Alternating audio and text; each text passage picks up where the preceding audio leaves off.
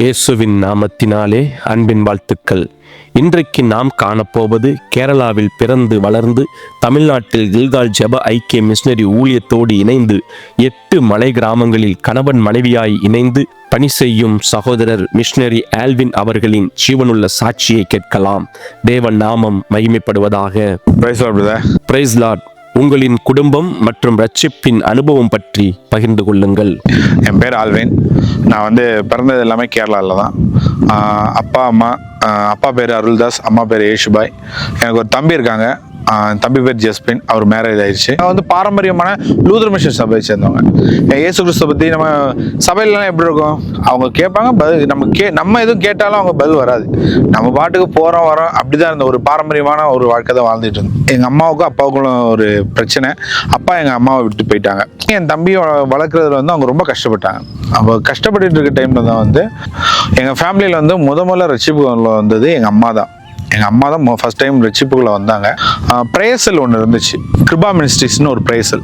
அந்த பிரேசல் மூலமாக தான் நாங்கள் ரட்சிக்கப்பட்டோம். முதல்ல ரட்சிப்புக்குள்ளே வந்தோடனே இயேசுனா யார், அவர் எப்படி நமக்காக என்ன செஞ்சார், எல்லா விஷயத்தையும் அம்மா முதல்ல தெரிஞ்சுக்கிட்டாங்க.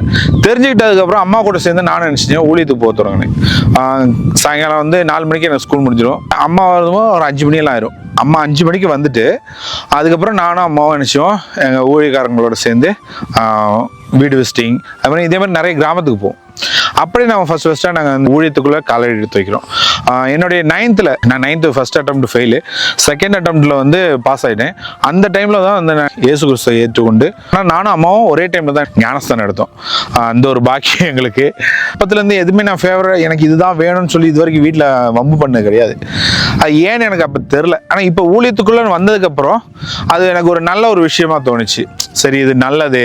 ஏன்னா இது இப்படியே பழகிட்டோம். இப்போ இருக்குதோ இல்லையோ கத்துறக்குள்ள சரி கஞ்சியோ கூழோ குடிச்சிட்டு ஊழியத்தை பார்த்து போயிட்டே இருக்கும். அந்த டைமில் அப்படிதான். அம்மா காலைல ஒரு 8 மணிக்கு வேலைக்கு போவாங்க, 4:30க்கு வேலை முடியும், 5 மணிக்கெல்லாம் வீட்டுக்கு வந்துடுவாங்க. வந்துட்டு அதுக்கப்புறம் அவங்க ஃப்ரெஷ்ஷப் ஆகிட்டு நானும் ஃப்ரெஷ்ஷப் ஆகிட்டு அப்படியே ஊழியத்துக்கு போடுறது தான். அப்படியே தான் ரொம்ப வருஷமாக செஞ்சுட்டு இருந்தோம். அதுக்கப்புறம் அந்த பிரேசல்லேருந்து ஐபிசிக்கு சேஞ்ச் ஆனோம். ஐபிசி சேஞ்ச் ஆனதும் வேற ஒரு ரீசன் பெருசாக ஒன்றும் இல்லை. சபை பக்கத்துலேயே இருந்துச்சு. இன்னொன்று அந்த ஊழியக்காரனுடைய சத்தியம் நல்லா இருந்துச்சு. தேவனோட வார்த்தை நம்மளை இன்னும் பலப்படுத்திச்சு. அந்த ஒரு காரணத்துக்காக தான் போனது. அப்படி போய் அங்கே நிறைய புதுசாக நிறைய விஷயங்கள் கற்றுக்கிட்டோம். தேவனை பற்றி அறிய கிருபை செய்தார். எப்படி ஊழியம் பண்ணணும். தெரு பிரசங்கம் ஊழியெல்லாம் பயங்கரமாக இருக்கும். நாங்கள் அந்த தெரு பிரசங்கத்துக்கு ஊழியத்துக்கு போகும்போதெல்லாம் பிரச்சனை வராது, நாளே இருக்காது. ஏன்னா இந்த கேரளாவில் லைன் வீடு தான், எல்லாமே லைன் வீடு. இங்கே இருந்து ஒரு லைன்னா ஒரு 6 வீடு இருக்கும். அந்த ஒரு லைனில் இங்கே நான் நிற்பேன், அவர் நினச்சி அந்த மைக்கு கொடுத்து அதில் பாட்டு போட்டுருவார். முதல்ல ஒரு பாட்டை போட்டு விட்டுருவார். அதுக்கப்புறம் அவர் பிரசங்கம் பண்ணுவார். இந்த சவுண்டை பாட்டு சவுண்டு கேட்டோடனே வந்துடுவாங்க பிரச்சனை பண்ணுறதுக்குன்னே. அப்படி பிரச்சனை பண்ண நிறைய பேர் வந்தாங்கன்னா அதை விட நிறைய பேர் எங்களை ஆதரிச்சாங்க. அவங்க ஒன்றே ஏதாவது பிரச்சனை பண்ணாங்களா, உனக்கு ஏதாவது ப்ராப்ளம் இருக்கா, நீ போயிரு, அவங்க நல்லது தானே சொல்கிறாங்கன்னு சொல்லிட்டு அப்படி நிறைய இடத்துல எங்களுக்கு ஆதரவாக இருந்துச்சு. மொத்தத்தில் நான் ஒரு கணக்கெடுத்து வச்சுருந்தேன். மொத்தம் 32 கிராமத்துக்கு நாங்கள் போயிருந்தோம். நாங்கள் எங்கள் ஏரியா ஃபுல்லாகவே கவர் பண்ணாத ஏரியாவே இல்லை. எல்லா ஏரியாவுக்கு போய் எல்லா கிராமத்துக்கு போய் தெரு பிரசங்கம் எத்தனை செஞ்சோன்னு எங்களுக்கு கணக்கே இல்லை. இப்போ கூட ஃபேஸ்புக்கில் ஒரு ஃபோட்டோ கிடக்கும். அது நான் அந்த ஸ்ட்ரேஞ்சர் மைக்கு அது வந்த புதுசில் அவர் வாங்கிட்டு வந்தார். அதை வச்சு அந்த மொத்தம் 3 மாதம் அந்த ஊழியத்தை செஞ்சோம். 3 மாதத்தில் ஸ்ட்ரேஞ்சர் காலி ஆயிடுச்சு. அவ்வளோத்தையும் செஞ்சிருக்கோம். ஒரு நாள் கூட ரெஸ்டே இல்லாமல் அந்த ஊழியத்தை கர்த்தருடைய கிருபையில் செஞ்சோம். சாம்குட்டி ஜேம்ஸ்ன்ற ஒரு ஊழியக்காரர், அவர் தான் அதுக்கப்புறம் என்ன செஞ்சார், நீ பைபிள் காலேஜுக்கு போ, நீ போய் தேவனுடைய ஊழியத்தை செய்கிறதுக்கு ரெடி ஆகுன்னு சொல்லி என்னை அனுப்பிவிட்டார். அவர் பைபிள் காலேஜ் போகும்போது சொன்ன ஒரே ஒரு விஷயம் என்னென்னா, பைபிள் காலேஜ் சொர்க்கம்னு நினச்சி மட்டும் போயிடாத, நீ கரையேறி வந்தனா தான் உன்னால் ஊழியத்தை நினச்ச முடியும், உண்மையாக செய்ய முடியும் சொல்லி அவர் தான் இந்த ஊழியத்துக்குள்ள அனுப்பி விட்டார். நான் இங்கே மதுரையில் திருமங்கலம்ன்ற சமத்துவபுரம் பக்கத்தில் ஐபிசியோட ஒரு பைபிள் காலேஜ் இருக்குது, இந்தியன் மெத்தடிஸ்ட் சர்ச். அந்த சர்ச்சோட பைபிள் காலேஜ் இருந்துச்சு. அங்கே தான் நான் 2010 to 13 வரைக்கும் அங்கே படித்தேன். நான் பைபிள் காலேஜ் போகிற டைமில் எங்கள் பிரதர் ஒருத்தர் வந்திருந்தார், பிரவீன்.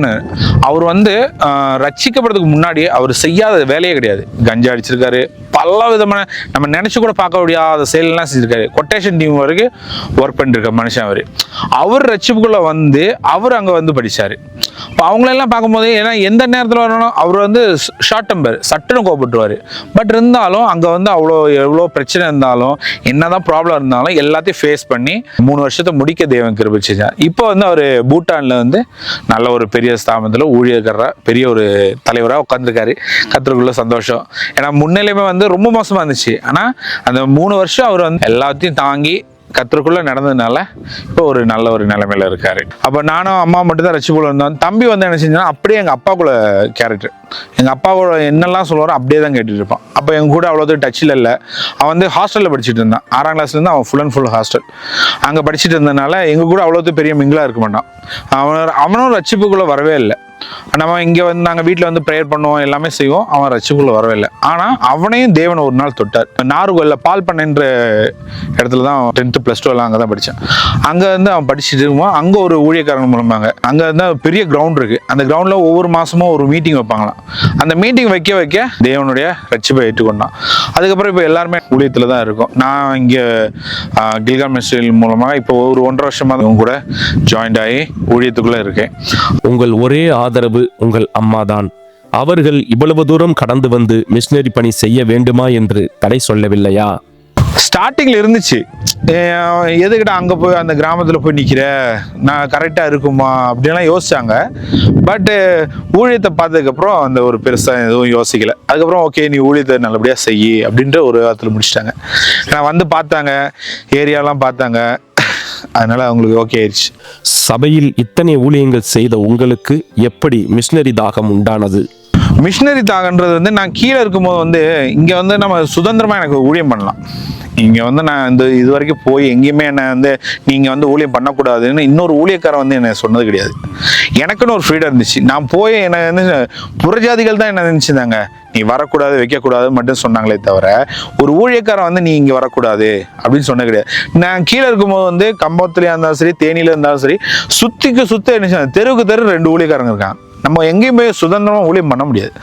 அங்கே போனால் நீ ஏன் ஊழியக்காரன் வீட்டுக்கு வந்துட்ட, ஏன் விசுவாசி வீட்டுக்கு வந்துட்ட, நீ எப்படி வரலாம் அப்படின்னு சொல்லி ஒரு சின்ன இஷ்யூ வந்துகிட்டே இருந்துச்சு. ஏன்னா சுதந்திரமாக பண்ணுறதுக்கு ஒரு இடம் தான் நமக்கு வேணும். அதாவது ஊழியம் பண்ணுறதுக்கு ஒரு இடம் வேணும். போய் 10ஓட 11 உட்காரதை விட ஊழியம் பண்ணணும், தேவனுடைய வார்த்தை அறிவிக்கணும். அதுதான் நம்ம கற்றுக்கிட்ட விஷயமா அதுதானே. உலகத்தின் முடிவு பறிந்து போய் நீங்கள் நினைச்சிங்க, தேவனுடைய வார்த்தை அறிவிங்க. பிதா குமாரன் பரிசுத்த நாமத்தில் எல்லாரையும் சீஷராக்குங்க. நம்ம அப்படி செய்யற போதும். இப்போ 10 பேர் செய்கிற ஊழியத்தை நம்மளும் அங்கே போய் 11வது ஒரு ஆளாக இருந்தால் நம்ம போய் ஆத்மாதாயம் பண்ண முடியாது.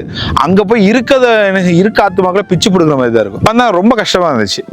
1.5 வருஷம் கிட்டத்தட்ட 1.5 வருஷம் ரொம்ப ஸ்ட்ரகிளாக இருந்துச்சு. இப்படியே போனால் நல்லா இருக்காதுன்னு சொல்லி நாங்கள் ப்ரேயர் பண்ணிட்டு இருக்கும்போது தான் சேலத்தில் வச்சு அவரை மீட் பண்ணி, அன்புன்ற பிரதர் மதுரையில் ஊழியம் பண்ணுறாரு.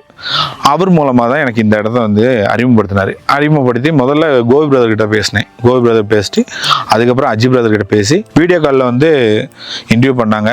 பேசணும், அவர்கிட்ட பேசிட்டு அதுக்கப்புறம் அப்படியே ஒரே ஒரு நாள் வந்து பார்த்து மறுவாரமே இங்கே வந்து ஜாயின் பண்ணிட்டோம். மேரேஜ் பண்ணிட்டு தான் வந்தேன். இப்போ நான் இங்கே வந்து 1.5 வருஷம் தான் ஆகுது. எனக்கு மேரேஜ் ஆகி 2017 மேரேஜ் ஆயிடுச்சு. நான் இருந்ததே மலை கிராமத்தில் தான். ஏன்னா நான் கேரளாவில் வந்து இடுக்கி டிஸ்ட்ரிக்டில் தான் இருந்தேன். அங்கே வந்து ஃபுல் அண்ட் ஃபுல் ஹில்ஸ் தான். இதே கூலிங்கெல்லாம் இருக்கும். பட் இவ்வளோ கூலிங் இருக்காது. இங்கே ரொம்ப கூலிங், என்னால் டாலரேட் பண்ண முடியல. அங்கே வந்து நம்ம இப்படி தான் பண்ணோம். ஆனால் அது ரொம்ப டச் விட்டு போச்சு. அதுக்கப்புறம் சபை ஊழியம் நமக்குன்னு ஒரு சரௌண்டிங் இருந்துச்சு. அப்படியே போயிட்டு இருந்ததுனால அப்படியே அதை விட்டு இது கிராம ஊழியத்தை மறந்தே போயாச்சு. ஆனால் இப்போ இங்கே வந்தப்புறம் கொஞ்சம் ஸ்ட்ரகிளாக இருந்துச்சு. எப்படி செய்யணும்னு தெரியாது. ஆனால் கர்த்தருடைய கிருபையில் நடந்துட்டு இருக்கு. உங்கள் மனைவி பற்றியும் உங்களின் கடினமான மிஷனரி பணியில் உங்கள் மனைவியின் ஒத்துழைப்பு எப்படி உள்ளது? எனக்கு ஒரு ஒய்ஃப் ஸ்டெல்லான்னு, அவங்க இப்போ கன்சீவாக இருக்காங்க. அதுவும் இல்லாமல் எனக்கு ஒரு குழந்தை இருக்குது, அக்ருதி. அவ்வளோ இங்கே கில்கா ஸ்கூலில் தான் படிச்சுட்டு இருக்கா. அது ரொம்ப கஷ்டம் அவங்களுக்கு. ஏன்னா நான் கூட பைக் ட்ராவல்லாம் அசால்ட். எனக்கு நான் எப்பவும் பைக்லேயே ட்ராவல் பண்ணுறதுனால எனக்கு பெருசாக தெரியாது. அவங்க அந்த ஒரு ஊழியத்துக்கு போயிட்டு வந்துட்டோன்னா அவங்களுக்கு ரொம்ப பாடி பெயினாக இருக்கும். ஏன்னா எல்லா கிராமத்துலேயும் ஒரே மாதிரி இல்லை ரோடு நல்ல ரோடு எல்லா இடத்துலையும் இருக்காது. சில கிராமத்துக்கெல்லாம் போனால் ரொம்ப மோசமாக இருக்கும் ரோடு. அந்த இடத்துக்குலாம் போய் வந்து வீட்டில் வந்தாங்கன்னா ரொம்ப பாடி பெயினாக இருக்கும். அதெல்லாம் கர்த்தருடைய கிருபையில அவங்க நினைச்சாங்க என் கூட சேர்ந்து அப்படியே தைரியமா ஓடிக்கிட்டு இருக்காங்க. அதுதான் இப்போ வரைக்கும். இப்போ கன்சீவா இருக்கிறதுனால மட்டும்தான் என் கூட வரல, இல்லைன்னா எல்லா இடத்துக்குமே அவங்க மோஸ்ட் ஓவர் வந்துருவாங்க. பொருளாதார அடிப்படையில் சந்தோஷமான வாழ்க்கை உள்ளதா? அது ரொம்ப சந்தோஷம். ஏன்னா நம்ம கொஞ்சத்தில் உண்மை உள்ளவனா இருக்கிறோம். ஏன்னா கர்த்தர் அப்படிதான் நடத்துறாரு. நான் ரட்சிக்கப்பட்ட நாள்ல இருந்து, எங்க அப்பா எங்களை விட்டு போன நாள்ல இருந்து இப்போ வரைக்கும் நான் குறுகின ஒரு வட்டம் தான், விசாலமான ஒரு வட்டம் கிடையாது. ஏன்னா விசாலமான வட்டம் இருந்தால் தான் நமக்கு தேவைக்கு அதிகமாக இருக்கும். எனக்கு இது வேணும் அது வேணும்னு ஒரு யோசனை வரும். நம்ம இருக்கிறது போதும், இதுதான் நம்ம வாழ்க்கை, கர்த்தர் இப்படி நடத்துற சந்தோஷமாக ஓடுவோன்ற ஒரு ஓட்டத்தில் நான் ஓடிக்கிட்டு இருக்கேன். எங்கள் அம்மா அப்பாவை கூட இருக்கும்போது அப்படி தான் இருந்துச்சு. என் ஃபேமிலி லைஃப் அப்படி தான் இருக்குது. அவங்களும் அதே மாதிரி தான். அவங்களும் இதுதான் வேணும்னு இது வரைக்கும் என்கிட்ட வம்பு பிடிச்சதே கிடையாது. அவங்களுக்கு வேணுங்கும் போது அதுக்கு கேட்குற சின்னதாக தான் இருக்கும். அதனால நமக்கு பெருசாக தெரியாது, ஒரு பேர்டனாக இருக்காது. ஈஸியாக வாங்கி கொடுத்துடலாம் அப்படின்ற ஒரு மென்டாலிட்டி தான் இருக்கும். கர்த்தருடைய கிருபையில இது வரைக்கும் அப்படி தான் ஓடிக்கிட்டு இருக்கோம். இனி அப்படியே ஓடணும்னு ஒரு ஆசை. நகரத்தின் வாழ்க்கையே வாழ்ந்திருக்கலாம் என்ற எண்ணம் எப்போதாவது தோன்றியது உண்டா? யோசிச்சிருக்கேன், பட் அதை வந்து நம்ம மெயின்டைன் பண்ண முடியாது. வந்து அந்த மாதிரி ஒரு ஆடம்பரமான வாழ்க்கைக்குள்ளே போயிட்டோன்னா நீட்ஸ் நிறைய ஆயிரும். அதுபோல் நமக்கு தேவைகள் ஜாஸ்தி ஆயிரும். அப்போ பண தேவைகள் இன்னும் அதிகமாயிரும். அப்போ நம்ம ஊழியத்தை செய்வோம், பணத்துக்கு பின்னாடி விடுவோமா? ஊழியத்தை செஞ்சோன்னா ஊழியத்தை மட்டும் செஞ்சுட்டு போனால் அழகாக இருக்கும். அப்போ என்ன செய்யணும், கர்த்தர் வந்து நமக்கு தேவையானதை அவர் கரெக்டாக தருவார். நம்ம போய் கேட்டுட்டு இருக்கணும்னு இல்லை. நம்ம ஊழியத்தை உண்மையாக, அவருடைய வேலையை உண்மையாக செஞ்சோன்னா அவர் நமக்குன்னு ஒன்று வச்சிருப்பாரு. அது நமக்கு அந்த டைமில் கரெக்டாக வந்துடும். இல்லை நம்ம உலகமான வாழ்க்கை, ஆடம்பரமான வாழ்க்கைக்குள்ளே ஓடிட்டோன்னா அந்த ஆடம்பரத்தை தான் நம்ம நேசிப்போமே தவிர கர்த்தருடைய ஊழியத்தை, இல்லைன்னா எப்படி அந்த ஊழியத்தை செய்யணுமோ நம்ம யோசிக்க மாட்டோம். அப்போ அந்த ஒரு வாழ்க்கை வந்து எனக்கு இப்போ இல்லை, அந்த ஒரு சிந்தனை இல்லை அவ்வளோ பெருசா. இப்போ எனக்கு ஒரு பைக் இருக்கு, அதுவே எனக்கு பெரிய தாராளமானது அப்படின்றத நான் ஓடிக்கிட்டு இருக்கேன். வேற எந்த ரொம்ப ஆடம்பரமா இருக்கணும் அப்படிலாம் எதுவுமே யோசனை இல்லை. சிம்பிளா இருக்கணும், ஊழியத்தை உண்மையாக செய்யணும், மற்றவங்க பார்த்து நம்மளை பொறாமப்படக்கூடாது. ஏன்னா நாங்கள் கேரளாவில் இருக்கும்போது நிறைய பேர் என்ன செஞ்சாங்கன்னா, ஊழியத்துக்கு வந்த புதுசு தான், அவங்க என்ன நினச்சாங்க, ஒரு வாரம் வருவாங்க, 2வது வாரம் பைக்கில், 3வது வாரம் காரில் அப்படி வந்துட்டு இருந்தால் நிறைய பேர் இருக்காங்க. ஏன்னா நான் அப்போ ரசிக்கலாம் படல, நான் பாரம்பரியமாக சமைக்க போயிட்டு இருந்தேன். அப்போ ஃப்ரெண்ட்ஸ் எல்லாம் சொல்லுவாங்க, இவங்க மாதிரி இருந்துருக்கலாமோ, ஒவ்வொரு வாரம் ஒவ்வொரு வண்டியில் வராங்க, அவங்க மாதிரி இப்போ ஒரு நல்ல வீடு கட்டாங்க அப்படின்னு நிறைய யோசிச்சிருக்காங்க. பணத்துக்கு பின்னாடி ஓடனா அப்படிதான் இருக்கும், ஊழியம் அது நிற்காது. அவங்க இப்போ நிலையா நிற்கிறாங்களான்னு கேட்டால் கிடையாது. தேவனுடைய ஊழியத்தை செய்யணும்னா அர்ப்பணிப்போடு இருக்கணும், சாக்ரிஃபைஸ் வேணும். இருக்கிறது போதும் அப்படின்ற ஒரு எண்ணம் இருந்துச்சுன்னா அழகாக இருக்கலாம், ஊழியத்தை அழகாக செய்யலாம். உங்கள் ஊழிய பாதைகள் பற்றி பகிர்ந்து கொள்ளுங்கள். இங்கே வந்து நானும் ஒரு 7-8 கிராமத்துக்குள்ளே போகிறோம். இப்போ நம்ம போகிற கிராமமும் அது போல தான், நேர்மலை கிராமம். அந்த நேர்மலை கிராமம் வந்து கூடி போனால் ஒரு 10-20 வீடு தான் இருக்கும். கல்வி அறிவிப்பு தான் ஆரம்ப ஸ்டேஜில் இருக்குது. இப்போ இங்கே நம்ம கில்கால் ஸ்கூல்லேயே ஒரு 3-4 பிள்ளைங்க படிச்சுட்டு இருக்காங்க. அங்கேயும் நம்ம தேவனுடைய வார்த்தையை பிள்ளைங்களுக்கு சொல்லிக் கொடுக்குறோம். இப்போ வீக்லி ஒன்ஸ் போய் அவங்கள பார்த்து பிள்ளைங்களுக்கு சண்டே கிளாஸ் மாதிரி எடுத்து, பெரியவங்களுக்காக அவங்களுக்கு ஏதாவது தேவை இருந்துச்சுன்னா, இல்லைனா அவங்களுக்கு ப்ரேயர் நீட்ஸ் இருந்துச்சுன்னா அதுக்காக ப்ரேயர் பண்ணி அவங்களுக்கு நிறைய காரியங்களை சொல்லி கொடுத்துட்டே இருக்கோம். கர்த்தருடைய கிருபையில ஓடிக்கிட்டு இருக்கோம். இப்போ புதுசாக நல்லூர் காட்டில் கிராமத்தில் வந்து சண்டே சர்வீஸ் வந்து ஈவினிங் வைக்கிறோங்க. காலையில் வந்து கவியக்காடில் சண்டே சர்வீஸ் நடக்குது. அப்படி ஒவ்வொரு கிராமத்துலையும் இப்போ புதுசாக ஸ்டார்ட் பண்ணி மக்களை வந்து பின்னாடி போக விடாம கர்த்தருக்குள்ளே நடத்திக்கிட்டு இருக்கோம். அதுக்கு நிறைய பேர் ஹெல்ப்ஃபுல்லாக இருக்காங்க. நான் எங்கேயாவது ஒரு இடத்துல ஸ்டக்காக நிற்கும் போது ஹெல்ப் பண்ணுறதுக்கு நிறைய ஊழியக்காரங்க இருக்காங்க. நம்ம ஏதாவது ஒரு இடத்துல சிக்கலில் நின்றுட்டோன்னா, இல்லைன்னா அடுத்து என்ன செய்யணும்னு தெரில, எப்படி நம்ம இவங்ககிட்ட சொல்லணும் பேசணும்னு தெரில நிற்கும் போது கூட ஹெல்ப் பண்ணுறதுக்கு நிறைய ஊழியக்காரங்க இருக்காங்க. ஒவ்வொரு நாளும் ஒவ்வொரு இடத்துல வச்சு ப்ரேயர் நடக்கும். ஒவ்வொரு கிராமத்துக்கு போவோம். ஈவினிங் டைம் தான் எல்லாருமே, ஏன்னா ஈவினிங் டைம் தான் எல்லாருமே இருப்பாங்க. கவியக்காடு, நல்லூர்காடு, நேர்மலை பிரிவு, சோளக்காடு பிரிவு, கள்ளக்கிணறு, கோரங்கொம்பு, குப்பமாப்பட்டி, கர்த்தருடைய கிருபையில இந்த ஊழியத்தை செஞ்சுட்டு இருக்கோம். உங்கள் ஊழியத்தில் மக்களிடையே ஆதரவும் எதிர்ப்பும் எப்படி உள்ளது? நிறைய சப்போர்ட் இருக்கு. சப்போர்ட் இல்லைன்னு எந்த கிராமத்தையும் சொல்ல முடியும், எல்லா கிராமத்துலையும் சப்போர்ட் இருக்கு. ஒரு சில கிராமத்துல மட்டும் என்னன்னா அவங்களுக்கு ஊர் கட்டுப்பாடு இருக்கு. இப்போ நான் ஒரு பக்கத்தில் ஒரு கிராமத்துக்கு போறேன். அந்த கிராமத்துல வந்து இந்த ஒரு காஸ்ட் அவங்க மட்டும்தான் இருப்பாங்க. அந்த மக்களை தாண்டி நம்ம உள்ள போக முடியாது. போய் நம்ம அவங்களுக்கு தேவனுடைய வார்த்தையை சொல்லணும்னா, ஏன் இனம் இப்படி நீங்க என்ன செஞ்சீங்க, இப்படி செஞ்சீங்கன்னா ஏன் என்ன செஞ்சிடும், அழிஞ்சிரும். உங்க கடவுளை பத்தி சொல்றீங்க, எங்க கடவுளை பத்தி யார் சொல்லுவா அப்படின்னு சொல்லி நிறைய 2-3 டைம் அகெயின்ஸ்ட் பண்ணாங்க. இப்போ அந்த கிராமத்துக்குள்ள போறது கொஞ்சம் தடையா இருக்கு. அது மாதிரி ஒரு 2-3 கிராமம் அப்படிதான் இருக்கு. சோளக்காடு கிராமத்துக்குள்ள அலோடே கிடையாது. முதல்ல போய் ரொம்ப பிரச்சனையாயிருச்சு. அதுக்கப்புறம் அங்கே உள்ளவே விட மாட்டாங்க. இருந்தாலும் அங்கேருந்து கொஞ்சம் பசங்க வந்து படிக்கிறாங்க. நம்ம அங்கே போய் சொல்ல முடியலன்னா அந்த வர பசங்களுக்கு நம்ம ஸ்கூல்ல இருந்து நிறைய விஷயங்களை, நல்ல விஷயங்களையும் கர்த்தருடைய வார்த்தைகளையும் சொல்லி கொடுத்துருக்காரு. மக்களிடம் சுவிசேஷம் அறிவிக்கும் முறையை எப்படி கையாளுகிறீர்கள்? முதல்ல அவங்கள விசாரிக்கிறது தான். முதல்ல அவங்களுக்குள்ள ஒரு பாண்டிங் வேணும். முதல்ல நான் போய் அவங்கள விசாரிச்சு அவங்களுக்கு அவங்க என்னை பார்த்த உடனே ஒரு நம்பிக்கை வேணும். ஓகே இவர் வந்து வேற எந்த விஷயத்துக்கு வரல, நம்மளை விசாரிக்கிறதுக்காக வந்திருக்காரு. நாங்கள் போன எல்லா கிராமத்துலையும் வந்து விசாரிப்பு தான். அநேக பேர் வந்து நாங்கள் போன உடனே வந்து யாரும் எங்களை ஏற்றுக்கல. நான்லாம் இங்கே பக்கத்தில் ஒரு கிராமம் இருக்குது, அந்த கிராமத்துக்கு மட்டும் அந்த பிள்ளைங்களை சந்திக்கிறதுக்கு மட்டும் 3 மாதம் ஆச்சு எனக்கு. அவங்க என் கூட செட்டே ஆகவே இல்லை. நான் போகும்போதெல்லாம் அவங்க என் கூட பேசுவாங்க, என்ன பேசுவேன், நான் கொஞ்ச நேரம் சொல்லிக் கொடுப்பேன், அதை கேட்பாங்களே தவிர நான் கொடுக்க சாக்லேட் வாங்க மாட்டாங்க, எதுவுமே வாங்க மாட்டாங்க. அவங்க பேரண்ட்ஸ் எல்லாம் இருப்பாங்க. அது ரொம்ப நாள் எனக்கு கிட்டத்தட்ட 3 மாதம் ஆயிடுச்சு அவங்க கூட நான் பேசி அவங்கள என் கூட பாண்டிங்காக கொண்டு வரதுக்கு. அது நம்ம அன்பாக இருந்து காட்டணும். ஏன்னா நம்ம இயேசு கிறிஸ்து வந்து நம்ம வெளிப்படுத்துறது நம்ம செயல்கள் மூலமாக தான். செயல்கள் மூலமாக காட்டலைன்னா நம்மளால் அங்கே ஒன்றுமே பண்ண முடியாது. நம்ம வந்து அன்பு நம்ம பேசிட்டு நம்மக்கிட்ட அன்பு இல்லைன்னா அவங்களும் அதே மாதிரி தான் இருப்பாங்க. அதனால தான் ஏன்னா எல்லாருமே அந்த அன்பை காட்டினதுனால தான் எல்லா கிராமத்துலேயும் நம்மளை அக்செப்ட் பண்ணுறாங்க. நீங்கள் கில்கால்குள்ளே வந்ததுக்கப்புறம் நான் போகிற எல்லா கிராமத்துலேயும் நிறைய கிராமத்தில் போகும்போதே கோயில் தான் இருக்குது. அவங்க உள்ளே போனால் சிலர் எதுக்காக தான் செய்கிறாங்க. ஆனால் அநேகர் வந்து என்ன செய்கிறாங்க, நம்மளை நேசிக்கிறாங்க. அதுக்கு காரணம் இதுக்கு முன்னாடி இருந்தவங்க விதைச்ச அன்பு தான். அவங்க நேசித்தாங்க, அவங்களும் அது மாதிரி திரும்ப நேசிக்கிறாங்க. தேவனுடைய வார்த்தையும் சொன்னோம், நம்மளால் முடிஞ்ச ஹெல்ப்பையும் பண்ணோம். அது அவங்களுக்கு என்ன செய்யுது, இப்போ நம்மளை வந்து என்ன செய்கிறாங்க, ரொம்ப நேசிக்கிறாங்க. முன்னாடி விதைச்சது இப்போ நான் போய் என்ன செய்யறேன், கொஞ்சம் தண்ணி ஊற்றிட்டு இருக்கேன், அவ்வளோதான். மலை கிராம மக்களின் வாழ்வாதாரம் எப்படி உள்ளது? இங்கே எல்லாமே வந்து தோட்டம் தான். ஏலம் இருக்குது, காப்பி இருக்குது, அதே மாதிரி மிளகு இருக்குது. இது 3 தான் மெயினாக செஞ்சிட்ருக்காங்க. ஏலக்காய் எடுக்க போகிறவங்க இருக்காங்க, காப்பி பறிக்க போகிறவங்க இருக்காங்க, மிளகு பறிக்க போகிறவங்க இருக்காங்க. சீசன் டைமில் வந்து அவகேடோ மட்டும் வரும். இந்த மாதிரி சில பொருட்கள் மட்டும் இருக்குது. இதுதான் அவங்களோட வாழ்வாதாரம். சில நேரத்தில் வேலை இருந்துச்சு. அதுவும் இல்லாமல் காட்டு மிருகங்களோட தொல்லை கொஞ்சம் இருக்கிறதுனால ரொம்ப கஷ்டப்படுவாங்க. அதுவும் மழை வந்துச்சுன்னா இங்கெல்லாம் ரொம்ப பிரச்சனை தான். மழை வந்துச்சுன்னா மரம் ஒடிஞ்சு விழுந்துடும், கரண்ட் இருக்காது. ரொம்ப ரொம்ப கஷ்டப்படுற மக்கள். அவங்களுக்கு வந்து தேவனுடைய வார்த்தையை சொல்லி இப்போ தான் கொஞ்சம் கொஞ்சமாக கொண்டு வந்துகிட்டு இருக்கோம். அவங்களும் என்ன செய்றாங்க, ஏற்றுக்கொண்டு அப்படியே வந்துட்டு இருக்காங்க. இந்த மலை கிராம மக்களின் கல்வி அறிவு எப்படி உள்ளது? இப்பதான் ஆரம்பிச்சிருக்காங்க. நிறைய கிராமத்துல பார்த்தோன்னா இதுதான் ஆரம்ப ஸ்டேஜ். படிச்சவங்கன்னு பாக்குறவங்க ரொம்ப கம்மியா தான் இருக்காங்க. ஒவ்வொரு கிராமத்துல பார்த்தா இதான் ஸ்டேஜ், ஸ்டார்டிங்கா இருக்காங்க.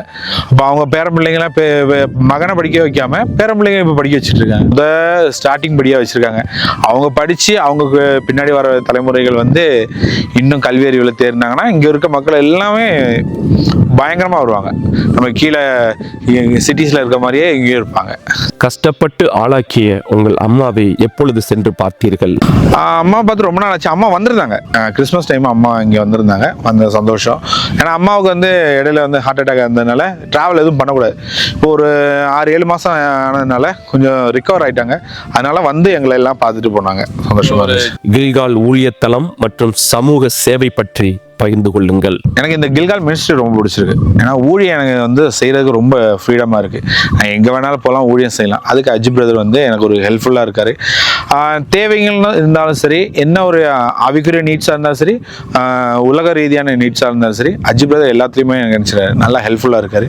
நான் இங்கே வந்த நாள்லேருந்து நல்லா கேர் பண்ணி பார்த்துக்கிறாங்க. ஊழியத்தை உண்மையாக செஞ்சால் எல்லாருமே எல்லாம் நினச்சிடுறாங்க, நம்மளை நேசிக்கிறாங்க.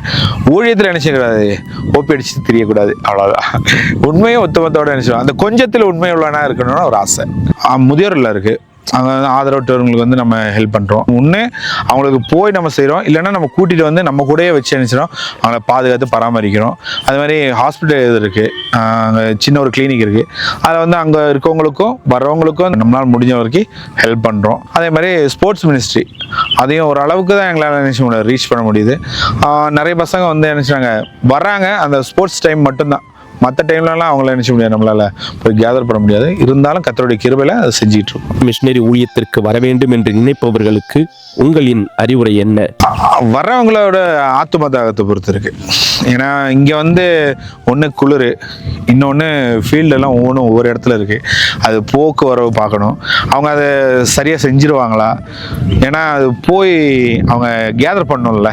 சிட்டிலெல்லாம் பண்ணுற மாதிரி இங்கே பண்ண முடியாது. நம்ம போனோடனே இயேசுவை பற்றி சொல்ல முடியாது. போய் நம்ம முதல்ல அவங்க ஒரு ஃப்ரெண்ட் ஆகணும். ஃப்ரெண்டாகி அவங்ககிட்ட அதுக்கப்புறம் பேசணும், அதுக்கப்புறம் தேவனுடைய வார்த்தையை சொல்லணும். அது ஒவ்வொரு படிப்படியாக தான் போகணும். போன உடனே நம்ம தேவனுடைய வார்த்தை எங்கேயுமே சொல்ல முடியாது. அப்போ அதுக்கேற்ற மாதிரி ஆத்தும தாகத்தோடு இருக்கவங்கன்னா அது கரெக்டாக அந்த ஊழியத்தை எப்படி செய்யணும்னு அவங்களுக்கு தெரியும். அதுக்கேற்ற மாதிரி அவங்க அழகாக செஞ்சுருவாங்க. சரிங்க, ரொம்ப சந்தோஷம். அவங்க இன்டர்வியூ ரொம்ப நன்றிங்க. கர்த்தர் ஸ்தோத்திரம்.